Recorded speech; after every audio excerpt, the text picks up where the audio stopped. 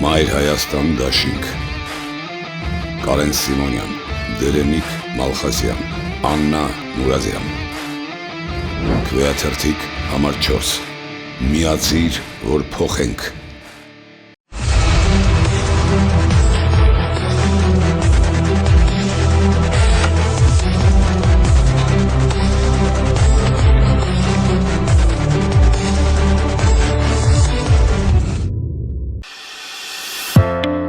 Իսկ դու արդեն որոշել ես, թե որ երկրներ պիտի այցելես 2025 թվականին։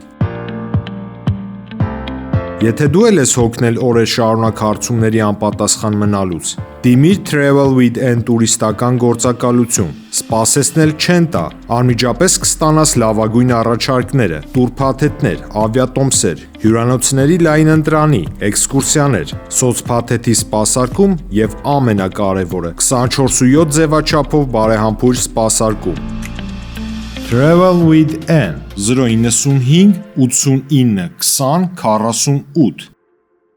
Ժողովուրդ օրաթերթը գրում է, օրաթերթը բազմիցս գրել է, որ ԱԺ պաշտպանության եւ ազգային անվտանգության հարցերի մշտական հանձնաժողովի նախագահ Անդրանիկ Քոչարյանը լինելով ոլորտային հանձնաժողովի նախագահ, իր որդուն ազատել է տվել պարտադիր ժամկետային զինծառայությունից։ ՀՀՊՆ-ն պաշտոնապես տեղեկացրել է, որ Լևոն Քոչարյանը 2010 թվականից մինչև 2019 թվականը ունեցել է ուսումնական տարկետում, քանի որ ուսումնառել է բակալավրիատի, մագիստրոսական, ապա ասպիրանտական ծրագրերով 2019 թվականի երկրորդ եւ 2020 թվականի առաջին զորակոչերի ընթացքում ստացել է տարկետում յուրաքանչյուրը 5 ամիս պայմանավորված առողջական վիճակով։ Այսինքն Անդրանիկ Քոչարյանը իր որդում սկզբում բանակից փախցրել է գիտության մեջ նվաճումների հիմքով, բայց հետո առողջական։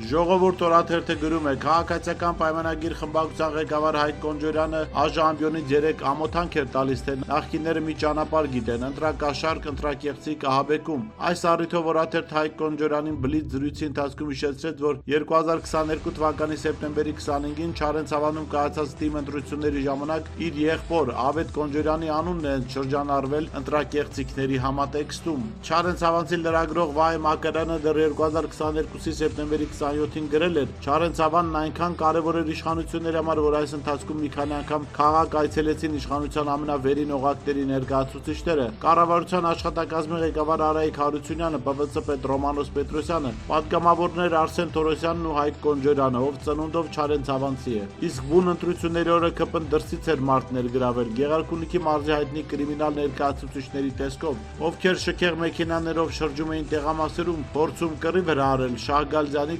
թիմակիցների հետ, ճնշելով դրանց։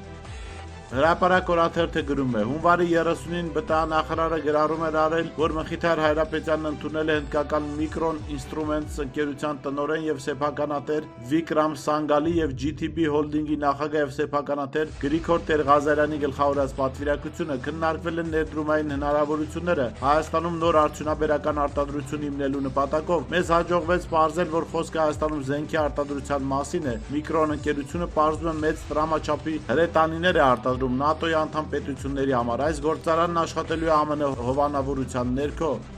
Իրավունք թերթը գրում է, ԱԺ պաշտպանության եւ անվտանգության հարցերի մշտական հանձնաժողովի նախագահ Անդրանիկ Քոչարյանի եւ Tribune կայքի ղեկավար Հռիփսիմեկ Ջեբեջյանի միջև տեղի ունեցած միջադեպից ամենաշատը ոգևորվել է ԱԺ նախագահ Ալեն Սիմոնյանը։ Ոչ թե կոնկրետ միջադեպից, այլ որ լավ շանս է ընձեռվել ազատվել Անդոյից վերջնականապես ու ամենակարևորը «Я тут ни при чем» լոզունգով։ Մեջբերելով Ալենի պլանը ԱԺ միջանցքերում խոսում են ԿՊԱ-ականները։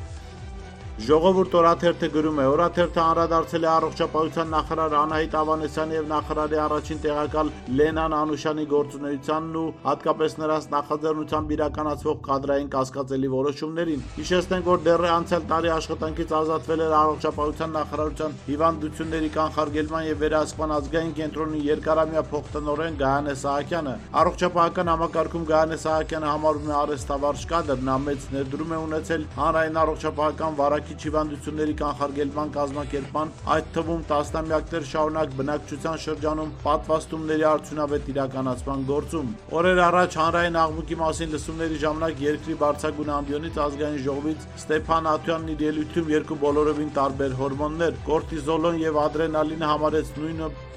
Հրապարակ օրաթերթը գրում է. Գյումրեցի որոշ տեխնացուների պատերին ծեփելու ասֆալտին փռելու Փաշինյանի սպառնալիքներից մեկ օր անց իրավապահները 3 մասսայական խուզարկություններ իրականացրեցին տեխնացուների գրասենյակներում։ Տեղեկացանք, որ իրավապահները հրահանգ են ստացել ընտրությունների օրը մեծ զորքով դեսանտ իջնել Գյումրի։ Այստեղ կլինեն նաև ոստիկանապետի տեղակալները, ըստ ամենայնի ոստիկանապետ Արամ Հովհաննիսյանի գլխավորությամբ, իբր իրավիճակը վերահսկելու, բայց իրականում հոգեբանական տեռոր իրականացնելու եւ ընդդիմադիրների աչքը վախեցնելու համար։ Իրավունք թերթը գրում է. ԱԺ-ի բուռն հարցուպատասխանից առաջ պարզում է Փաշինյանը Աղազարյանի հրապարակային ելույթներից հիստերիայի մեջ ընկած եկելու տրաս է հանել նախ խմբակցության падգամավորներին, ըստ մեր աղբյուրի նա ասել է, որ արդեն բոլորին 10 մատի պես գիտի ու վստահ է, որ պահ եկած ժամանակ առաջին հենց իր թիմակիցները իրեն փուռը կտան։ Թիմակիցները սկսել են կարկամելով արդարանալ, բայց Փաշինյանը ոչ ոքի չի լսել։ Դուռը շրխկացնելով գնացել է հարցուպատասխանին մասնակցելու։